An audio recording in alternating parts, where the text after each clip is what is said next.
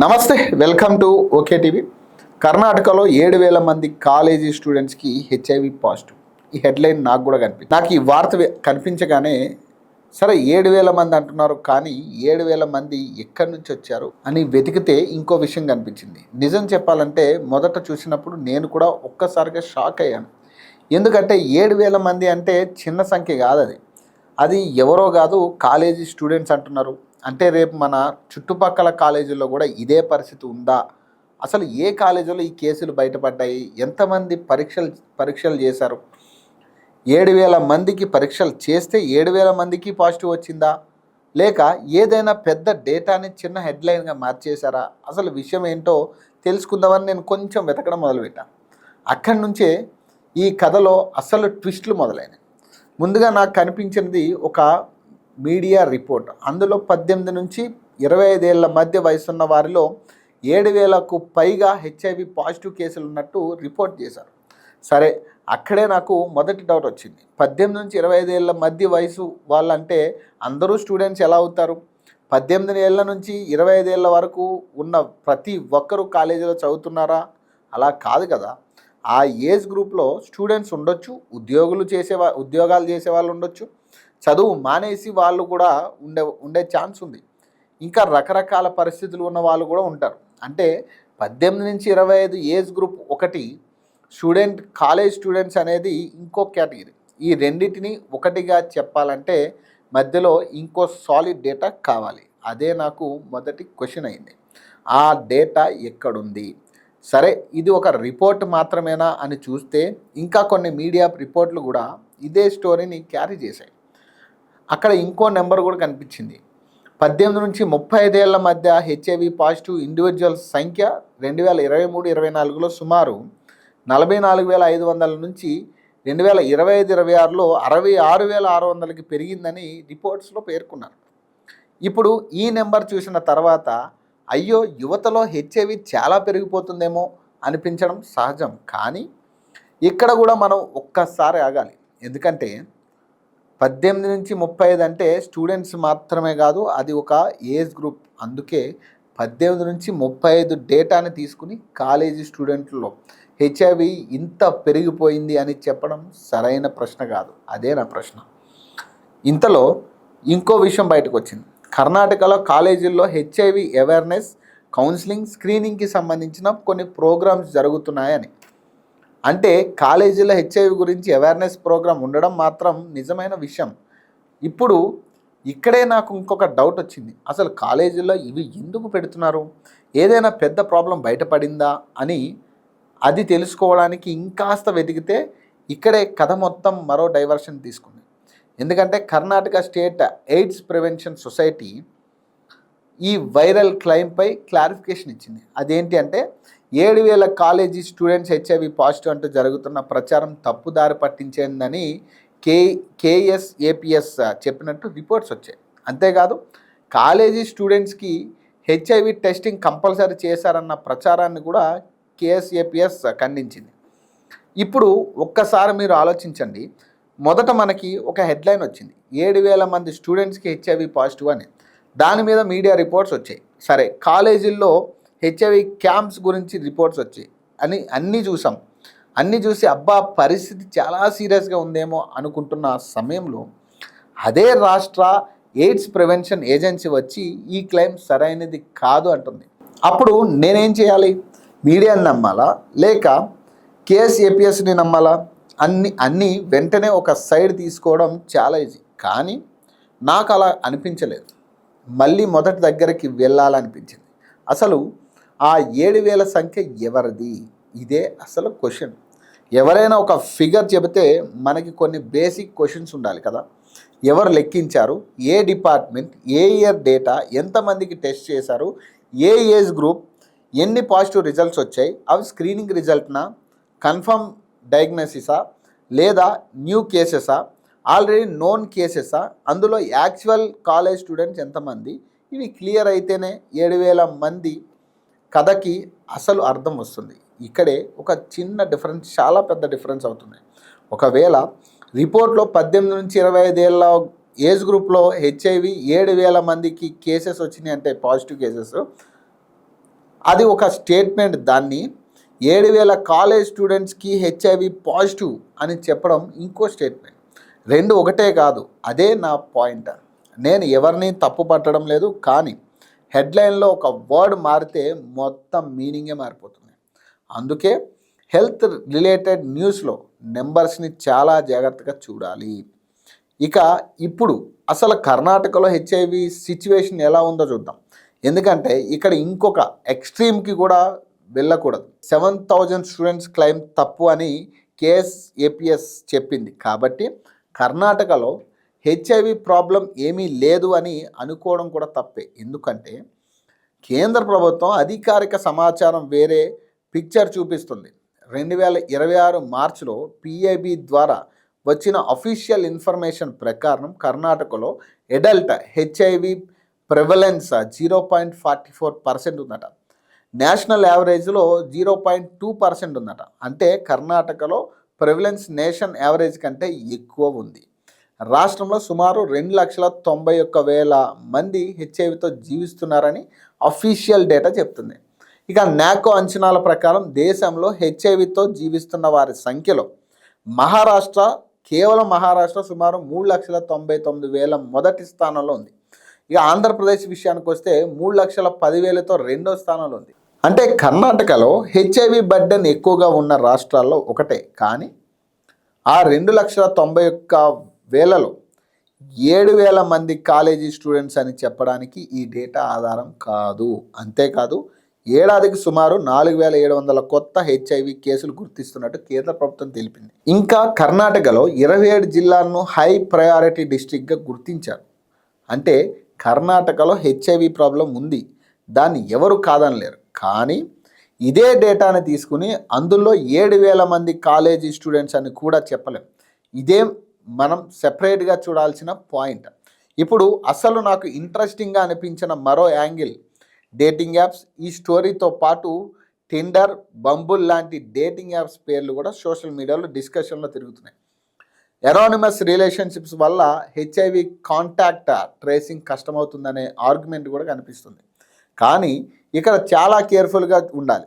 Dating apps వాడడం వల్ల HIV రాదు. ఇది ఫస్ట్ పాయింట్. యాప్ ఒక ప్లాట్ఫామ్ మాత్రమే.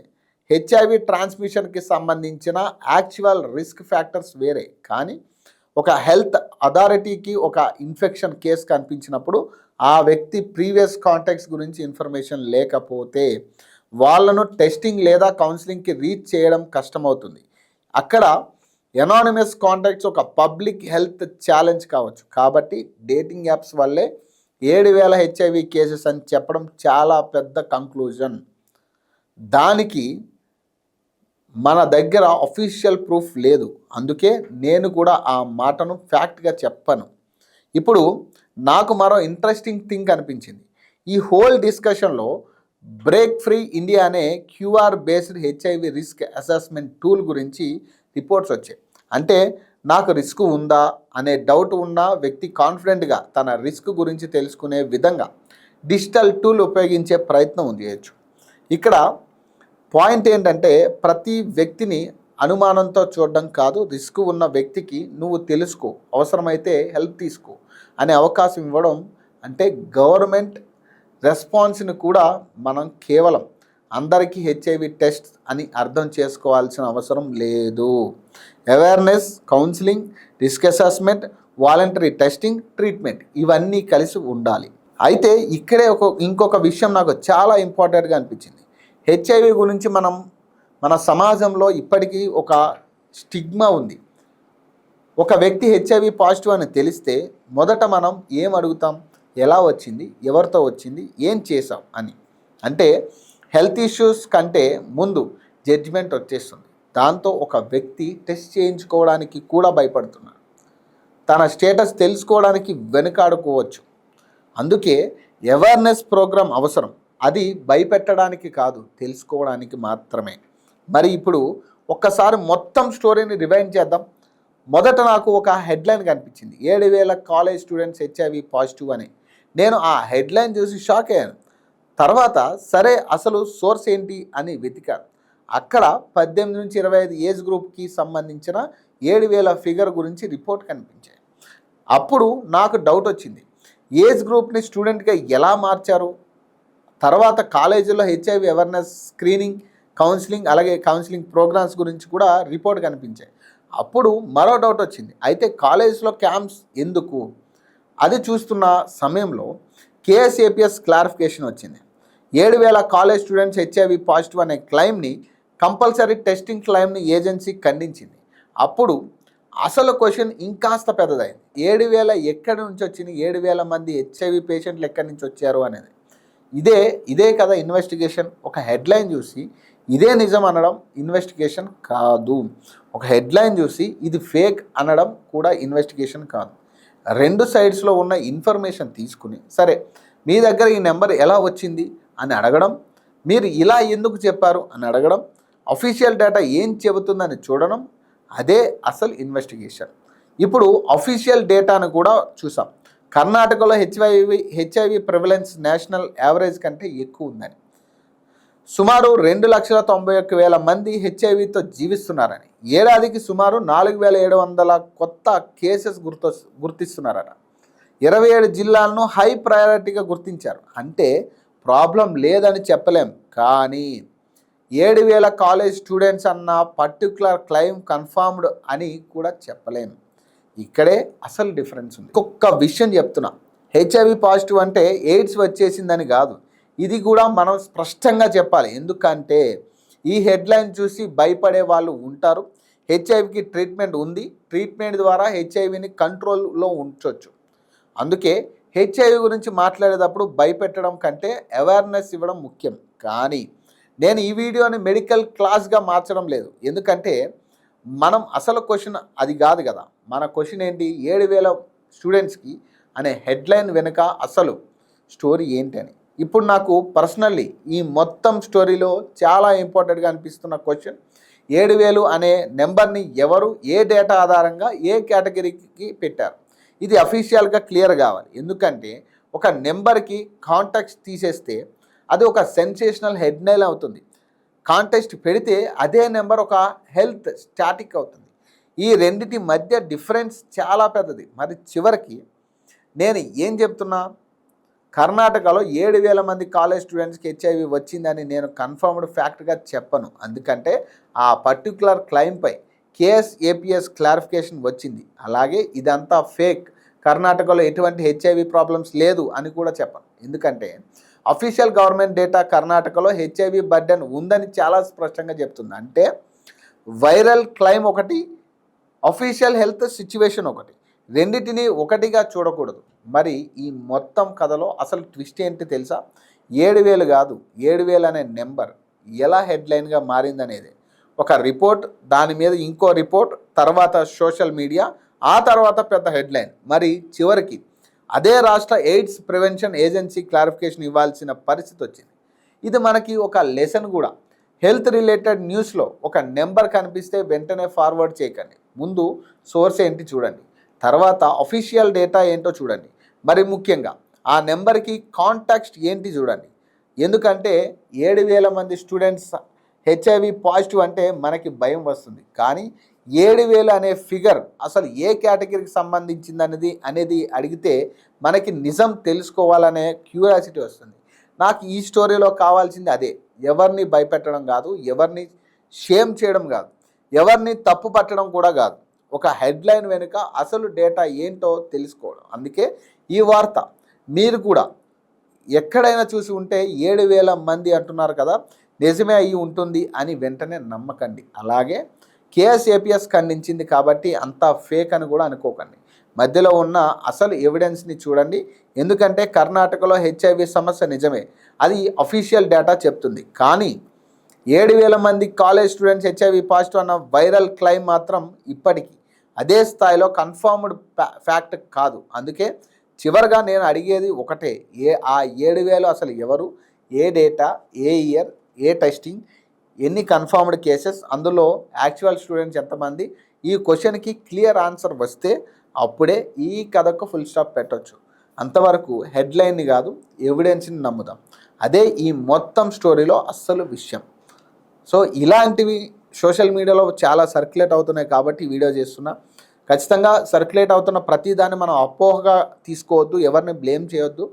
కేవలం స్టూడెంట్సే కాదు, ఇందులో దాదాపు అక్కడ ఉన్న పబ్లిక్, ఆ ఏజ్ గ్రూప్లో సెక్టార్లో ఉన్న పబ్లిక్ అంతా కూడా ఇందులోకి వస్తారు. అందులో స్టూడెంట్స్ అవ్వచ్చు, ఉద్యోగాలు చేసుకుంటున్న వాళ్ళు అవ్వచ్చు, అందులో చదువు మానేసిన వాళ్ళు అయి ఉండొచ్చు.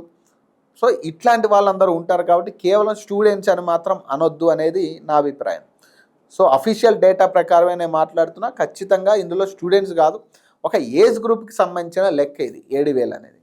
సో మరిన్ని అప్డేట్స్ కోసం చూస్తూనే ఉండండి ఓకే టీవీ.